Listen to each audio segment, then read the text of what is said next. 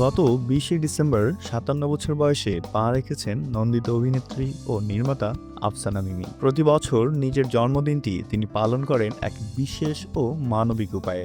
রাজধানীর হোলি ফ্যামিলি হাসপাতালে ওই দিন যেসব শিশুর জন্ম হয় তাদের পরিবারের অজান্তেই উপহার পৌঁছে দিয়ে আসেন তিনি। বছরের পর বছর নীরবে এই কাজ করে আসলেও এর নেপথ্যের গল্পটি এতদিন আড়ালেই ছিল।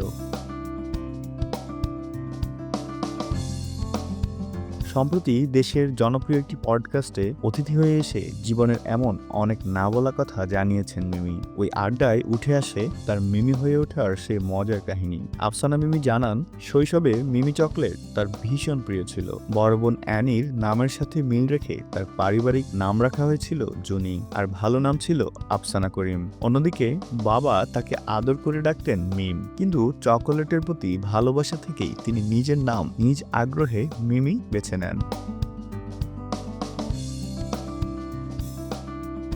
এ নিয়ে মজা করে মিমি বলেন, আমি বোধহয় পৃথিবীর একমাত্র শিশু যে কিনা নিজের নাম নিজেই চূড়ান্ত করেছে। আফসানা মিমি পড়াশোনা করেছেন ঢাকা বিশ্ববিদ্যালয়ে। মিমি ১৯৯০ সালে বাংলা টেলিভিশনের কোথাও কেউ নেই নাটকে বকুল চরিত্রে অভিনয় করে বেশ জনপ্রিয় হয়ে ওঠেন। তারপর থেকে তিনি বহু টেলিভিশন নাটক এবং কিছু চলচ্চিত্রে অভিনয় করেছেন। ১৯৯২ সালে আজিজুর রহমানের দিল চরিত্রের মধ্য দিয়ে বড় পর্দায় অভিষেক হয় তার। তারপর নদীর নাম মধুমতি, চিত্রা নদীর পারে, প্রিয়তমেশু ছবিতেও অভিনয় করেন।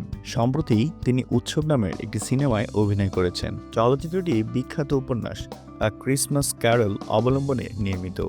এতে আরও অভিনয় করেছেন জাহিদ হাসান, অপি করিম, চঞ্চল চৌধুরী, জয়া আহসান থেকে শুরু করে তারিক আনাম খান, ইন্তেখাব দিনার, সাদিয়া আয়মান ও সৌম্যজ্যোতি।